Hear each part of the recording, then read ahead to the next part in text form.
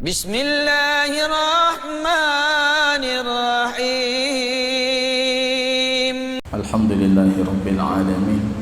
Nahmaduhu wa nasta'inuhu wa nastaghfiruh wa na'udzu billahi min shururi anfusina wa sayyiati a'malina. May yahdihillahu fala mudilla lahu wa may yudlil fala hadiya lahu. Asyhadu an la ilaha illallah wahdahu la syarika lahu wa asyhadu anna Muhammadan 'abduhu wa rasuluh wa safiyuhu min khalqihi wa khaliluhu Muhammadin sallallahu alaihi wasallam wa ala alihi wa sahbihi al-kiram. Kaum muslimin dan muslimat sidang jamaah salat subuh yang diberkahi oleh Allah Subhanahu wa taala. Pujian dan syukur tiada hentinya senantiasa kita panjatkan kehadirat Allah. Kemudian selawat dan salam kita doakan kepada Allah agar senantiasa dicurahkan kepada baginda Rasul Muhammad sallallahu alaihi wasallam. Kaum muslimin yang berbahagia, suatu ketika dalam hadis Imam Muslim, Abu Hurairah radhiyallahu taala an bertanya kepada baginda Rasul sallallahu alaihi wasallam, "Man as'adun nas bi syafa'atika yaumal qiyamah ya Rasulullah?" Beliau bertanya pertanyaan yang barangkali mewakili keinginan dan pertanyaan kita. Man as'adun nas yaumal qiyamah bi syafa'atika ya Rasulullah? Siapa orang paling bahagia besok di hari kiamat dengan syafaat? Saya rasa ini mewakili pertanyaan kita. Siapa orang paling bahagia besok di hari kiamat dengan syafaat? Di sini kita tahu jawabannya menunjukkan kalau syafaat itu bukan cuma sebatas dakwaan yang sering kita dakwakan.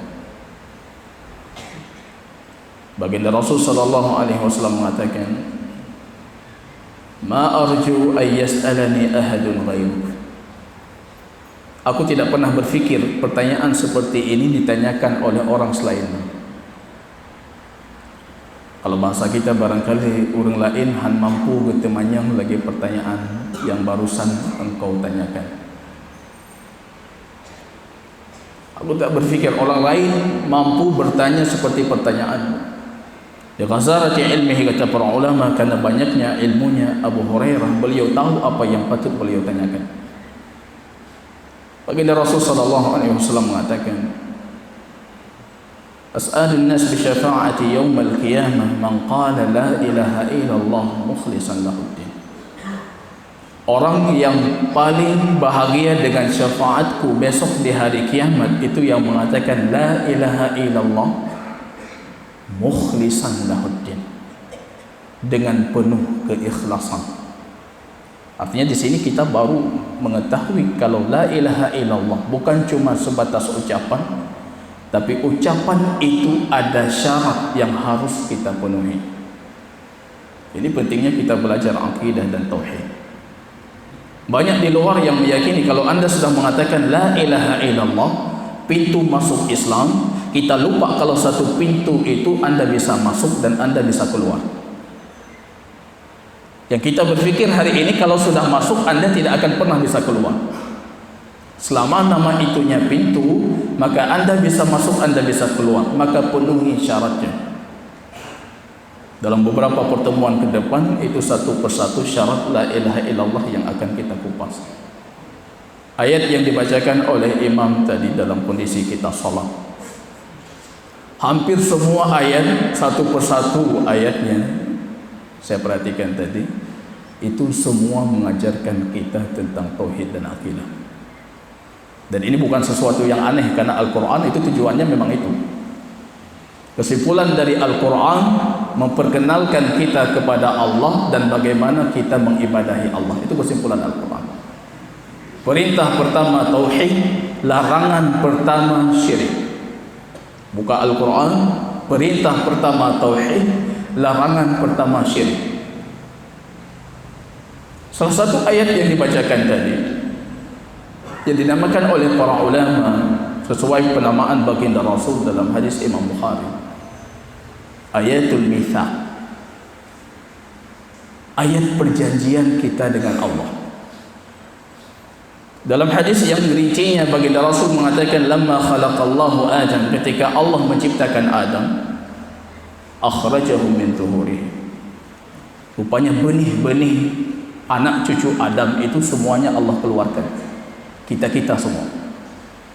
Dalam ayat tadi, wa id akhadha rabbuk, ketika Tuhanmu itu mengambil perjanjian dengan kalian. Rupanya semua kita sudah punya perjanjian, Pak. Wa ashhadahum ala anfusihim alastu bi rabbikum, perjanjian kita dengan Allah ketika Allah menciptakan Adam, kemudian Allah persaksikan kita, alastu bi rabbikum, bukankah aku Tuhan kalian? Qulna bala, tadi ayat dibacakan, qulna bala, semua kita mengatakan betul. Hana dawam. Tapi kalian akan melupakan, kata Allah di penghujung ayat. Makanya ini dinamakan dengan ujian. Ilmu sudah diberikan, kita lupakan, kemudian diujiankan. Kisi-kisinya ada Al-Quran dan Sunnah baginda Rasul. Dan kita tidak bisa mendakwakan, karena besok di hari kiamat ketika kita dibangkitkan, kita akan mengatakan, saya tidak punya perjanjian. Perjanjian itu ada.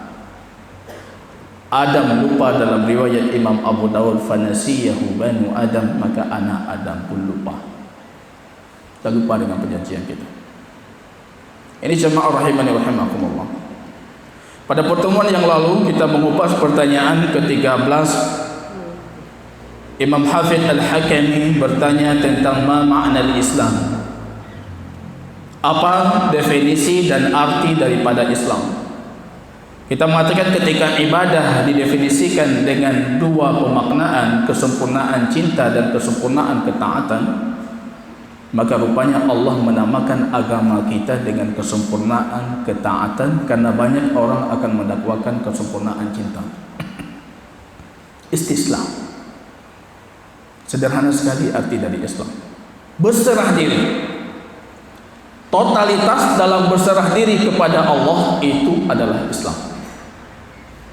Maka kemarin di penghujung kajian kita mengupas beberapa kriteria atau manhajiyah Ahlus Sunnah wal Jamaah. Berserah diri. Saya ingatkan kembali. Yang pertama itu tamassuk bil Quran wa sunnah wa adamut tasrih. Berpegang teguh dengan kitab Allah dan sunnah baginda Rasul, dan jangan pernah bedakan antara keduanya. Jangan katakan ini mutawatir, ini ahad, ini bukan mutawatir, ini tidak kami terima dalam akidah. Selama dia sahih, wajib kita bertamassuk, pegang teguh. Dan jangan pernah membedakan Quran dan sunnah. Kemudian Ahlus Sunnah ya'maluna bi aqwali sahabah, mereka senantiasa mengamalkan pernyataan para sahabat kalau itu berkaitan dengan perkara gaib. Jadi kalau akidah ada ucapan sahabat yang sahih, kita juga wajib bertamassuk, karena posisinya ucapan sahabat tidak mungkin mereka berbicara tentang akidah kecuali mereka mendapatkan dari baginda Rasul. Yang ketiga paling penting, ini makna kesempurnaan Islam, berserah diri. Al-wukuf inda mafahimun nusus, berhenti sesuai dengan pemahaman nas, terutama pembahasan akidah.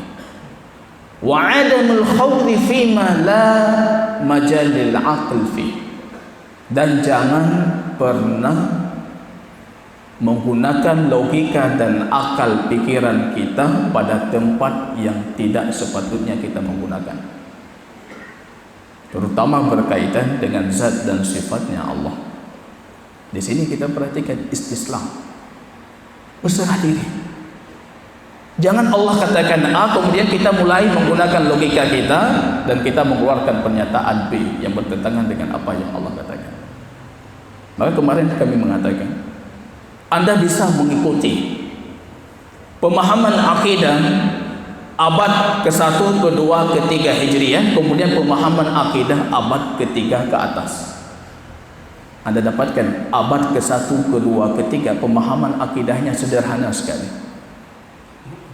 Allah punya sifat tinggi, kami meyakini Allah tinggi secara zat, Allah tinggi secara sifat, Allah tinggi secara kekuasaan. Selesai, karena seperti itu firman Allah. Tidak pernah kita jumpai pertanyaan Allah bertempat tidak bertempat, Allah punya bentuk atau tidak berbentuk, Allah masuk ke dalam dimensi ruang atau tidak dimensi ruang. Itu baru kita dapatkan abad ke-5, abad ke-6, abad ke-7, makin jadi-jadi, makin menjauh, makin jadi-jadi. Abad sampai abad ke-3 sederhana akidahnya. Bahkan banyak orang ulama kita tidak menukilkan pembahasan akidah, karena mereka sangat menyadari semua kaum muslimin akan memahami dengan sendirinya ketika membaca kitab Allah dan sunnah baginda Rasul. Karena sederhana. Yang kita sibuk sekarang itu Allah bertempat tidak bertempat, Allah di mana, Allah ini, Allah itu. Itu tidak pernah ditanyakan. Kita buka Al-Quran dari halaman pertama sampai akhirnya, dari mana kita dapatkan kata tempat untuk Allah? Kenapa kita hari ini sibuk mendiskusikan tempat itu? Al-wuquf inda mafahimin nusus. Kalau ayat ini zahirnya punya makna nasnya, makna nas artinya makna yang tidak punya multi penafsiran, itu arti kata nas. Kita harus berhenti di situ. Wa adamul khawd lil aqil, ini bukan tempat akal dan pikiran kita untuk melakukan logika dan nalar yang kita miliki. Itu bukan tempatnya. Dulu ada seorang pemuda namanya Subayh ibnu Asad di zaman Umar ibn Khattab radhiyallahu taala. Pemuda ini disebutkan dalam riwayat wa indahu kitab, dia punya rujukan kitab-kitab agama lain, pemikiran-pemikiran sesat itu lengkap. Dia kalau di rumahnya itu ayat Quran dibuka diantuk itu.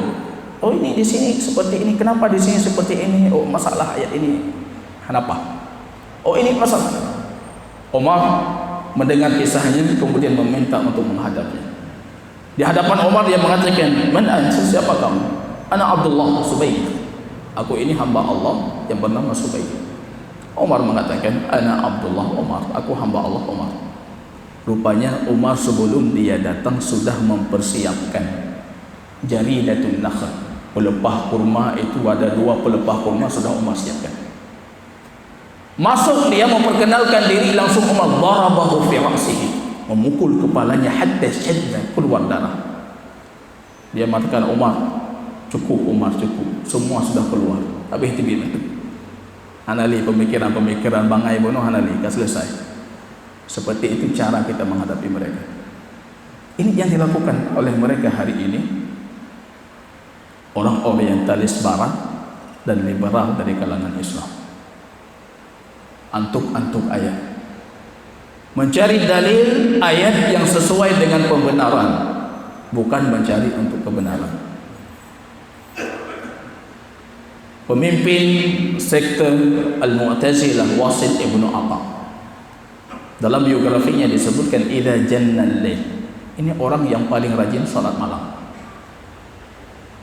Kalau sudah masuk malam, mendirikan salat malam, saffat qadamih, beliau meletakkan kakinya mendirikan saf, wa wada'a bi janibihi dawa wal law. Jadi di sampingnya rupanya sudah disiapkan itu papan tulis, ya kalau bahasa kita buku tulis lengkap dengan pena dan tintanya. Makanya Daud bahasa Aceh itu bahasa Arab, dawa. Siap. Idza qama wa qara al-Quran, kalau beliau berdiri membaca Al-Quran, tiba-tiba ada ayat, ini cocok untuk dalil kita. Berhenti salatnya, menulis ayatnya. Ini ayat pertama tadi, mantap sekali untuk membela akidah kita tentang tidak adanya qadar.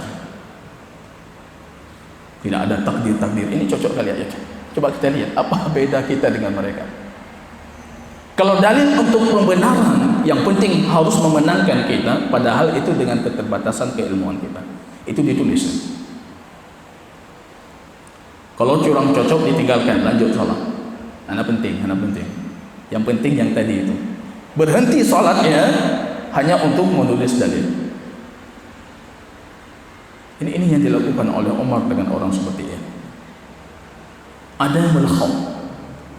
Jangan gunakan nalar logika Anda pada tempat yang tidak selayaknya. Karena akal yang sahih, yang salim, yang selamat tidak pernah kontradiktif bertentangan dengan nas yang sahih. Itu Ibnu Taimiyah mengarang kitab hampir 8 jilid, tebalnya hampir setebal meja kita ini. Dar'ut ta'arud bainal aql wan nakal, membantah kontradiktif antara akal dan nas dalil. Kitab tebal sekali. Beliau bantah semuanya. Kalian mengatakan ini bertentangan dengan logika, beliau bantah itu logikanya yang cacat, bukan logika yang sahih. Kalau logika yang sahih tidak mungkin bertentangan dengan dalil yang sahih. Ada mulkhum, itu manhaj kita. Kemarin kita katakan kalau sekiranya edaran kemarin itu manhaj ahlu sunnah, kriterianya seperti ini, masya Allah, itu kita acungkan jempol.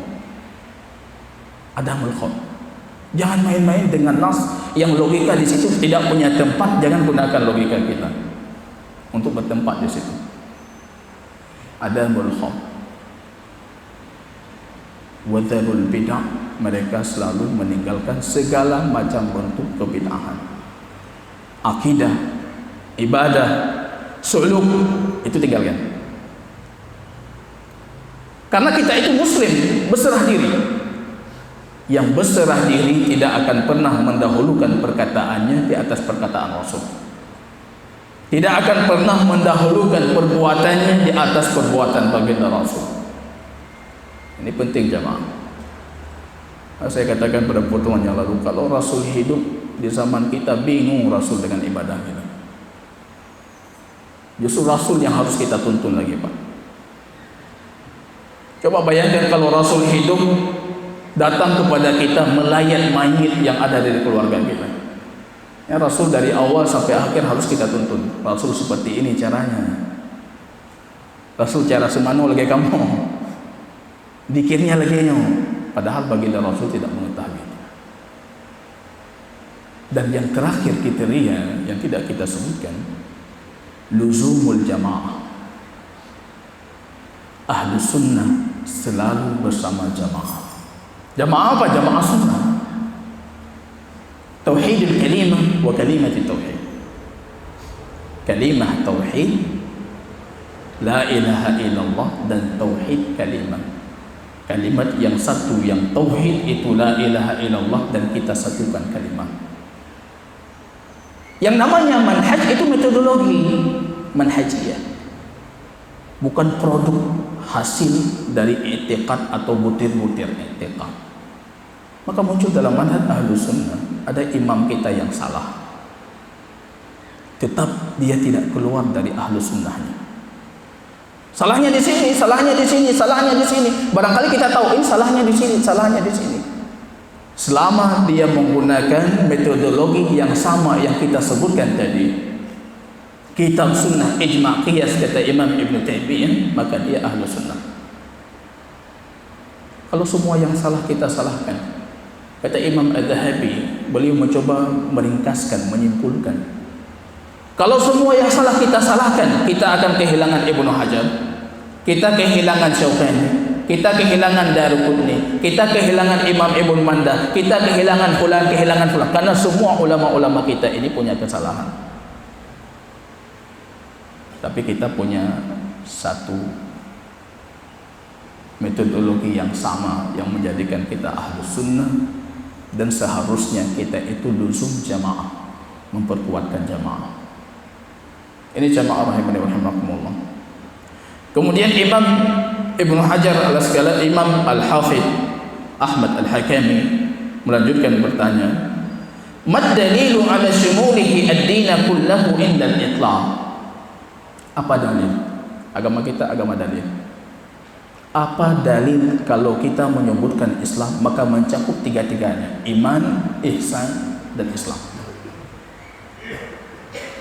Akidah kita, kata Imam Hafidh di Muqaddimah, Akidah kita dua, masalah dan dalil terhadap masalah. Ini Pak, siapapun boleh duduk di depan Anda, siapapun boleh mengajarkan Anda, tapi yang Anda tanyakan masalahnya apa, dalil terhadap masalah itu yang harus saya yakini apa dalilnya. Maka beliau langsung bertanya, mad dalil, apa dalil? Bukan siapa yang mengatakan. Zur ibn Hubais itu datang dari kota Kufah sampai ke Madinah, ingin menjumpai sahabat baginda Rasul. Tiba-tiba berjumpa dengan satu sahabat baginda Rasul, Safwan ibn Asad, bertanya tentang menyapu sepatu.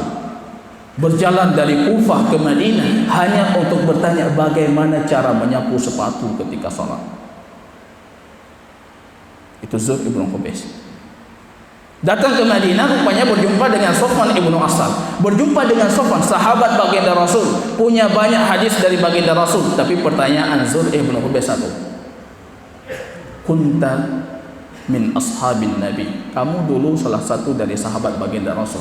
Hal sami'ta min Rasulillah, apakah engkau pernah mendengar dari baginda Rasul berbicara tentang menyapu sepatu ketika hadas?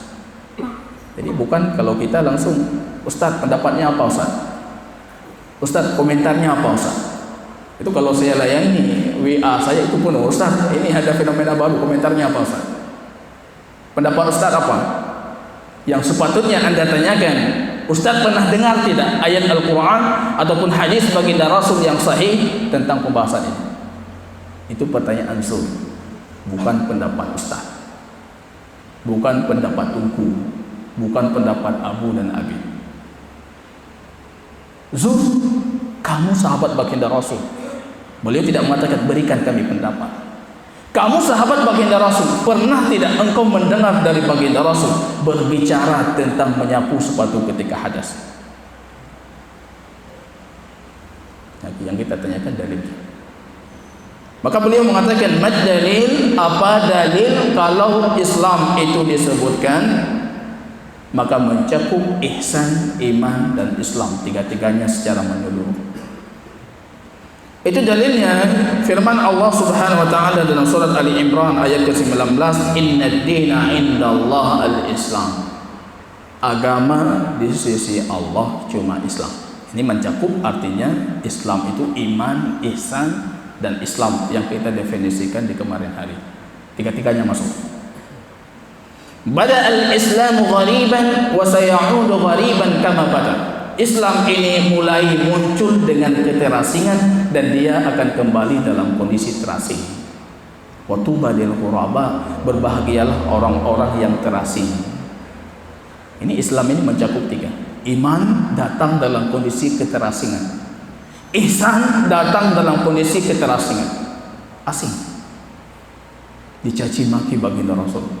Pelajari hidupnya baginda Rasul, 40 tahun beliau dipuji-puji, diulukan al-amin, yang terpercaya, yang jujur, yang amanah, yang ini, yang itu.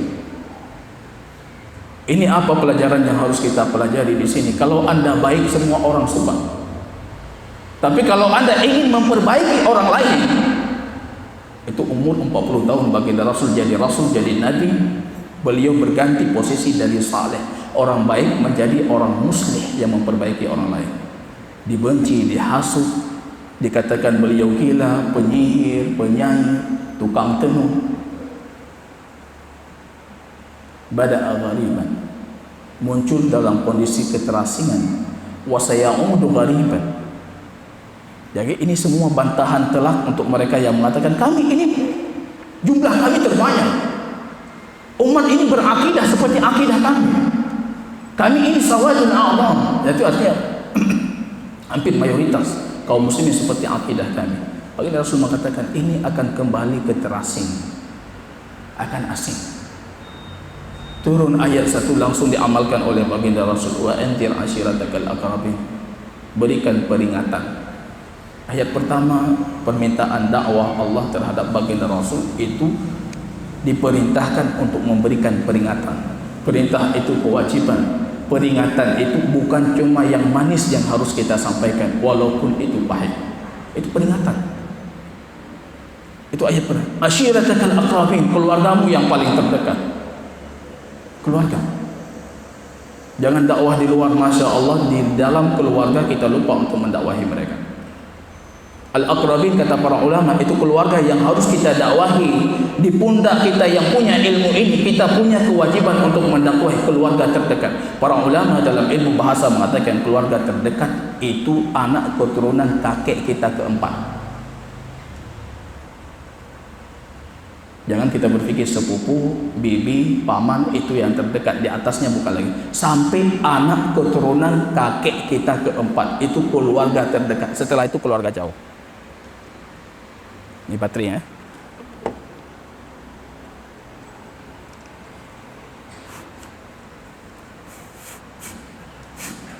Maka baginda Rasul sallallahu alaihi wasallam ketika turun firman itu langsung menaiki bukit Safa, kemudian bertanya, ya Bani Qusay, ya Bani Abdul Manaf, ya Bani, nama kakek-kakeknya yang di atas itu semua disebutkan.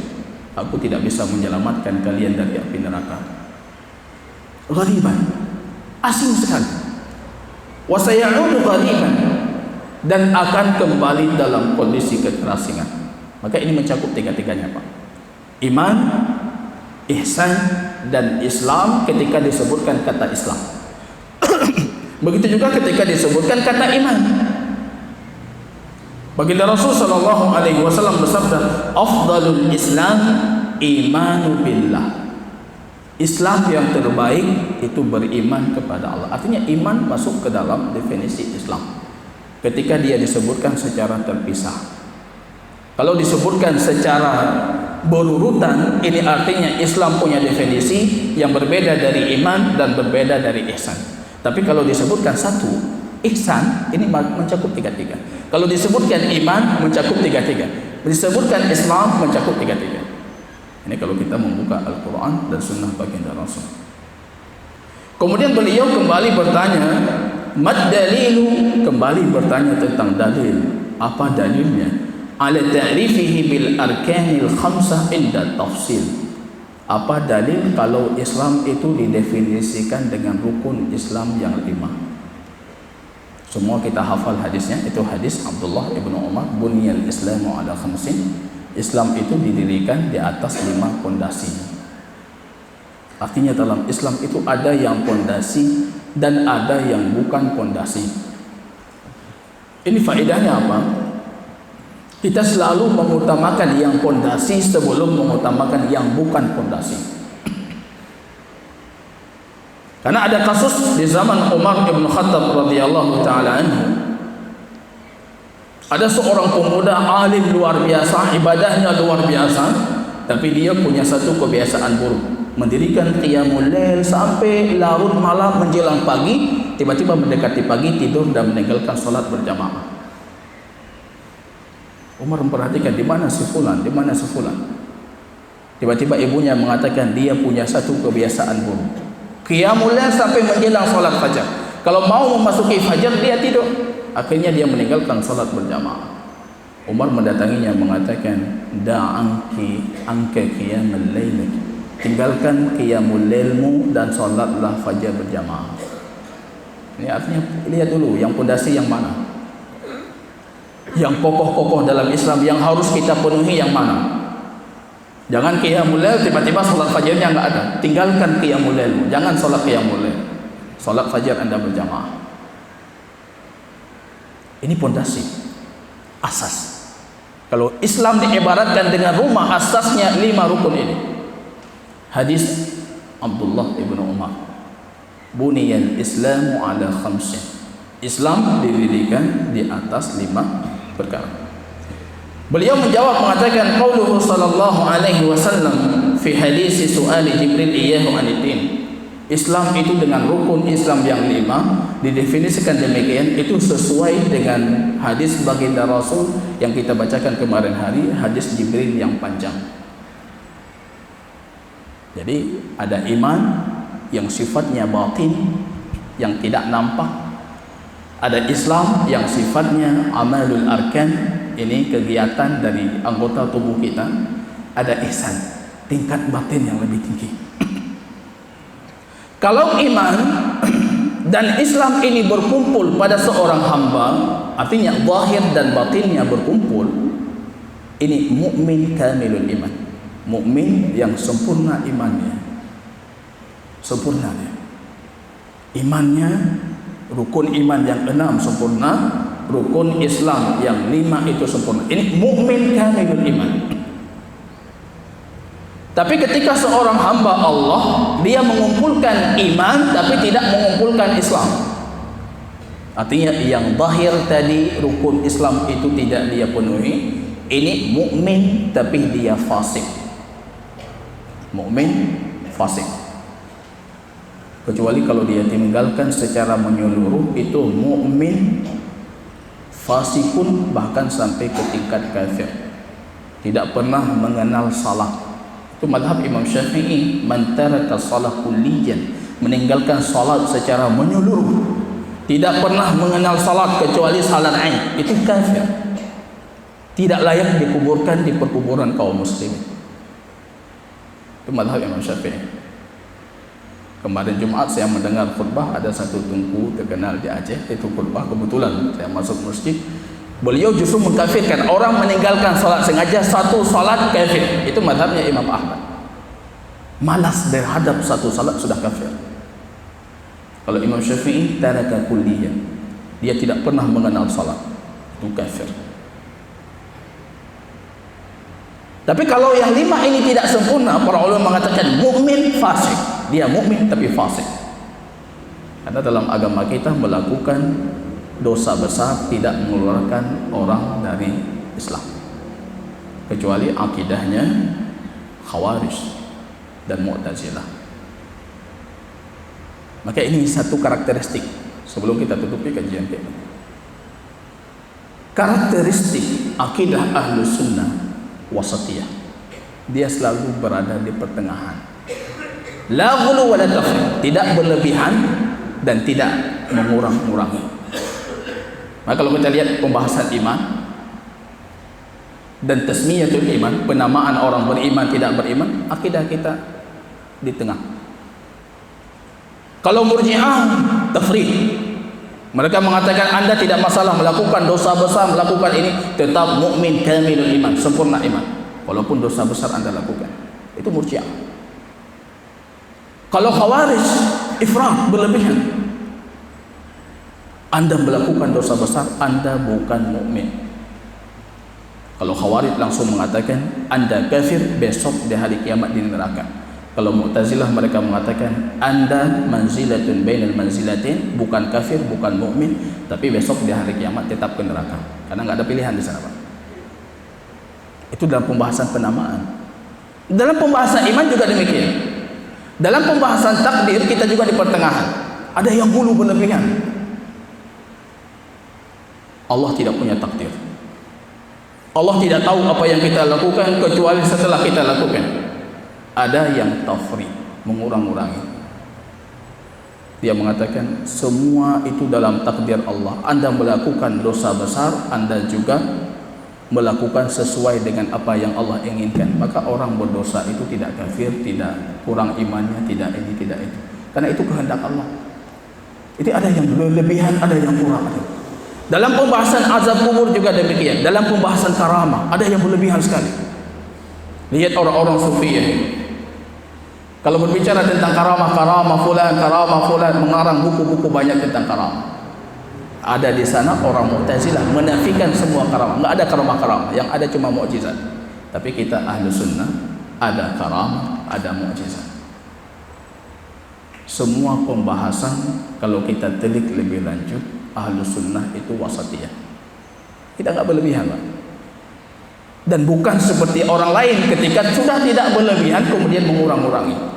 Kita di pertengahan. Karena kita berjalan ummatan wasatah.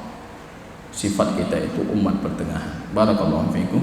Ini tinggal 15 menit lagi dari penghujung waktu jam 7. Kalau ada yang patut kita diskusikan, kita persilahkan.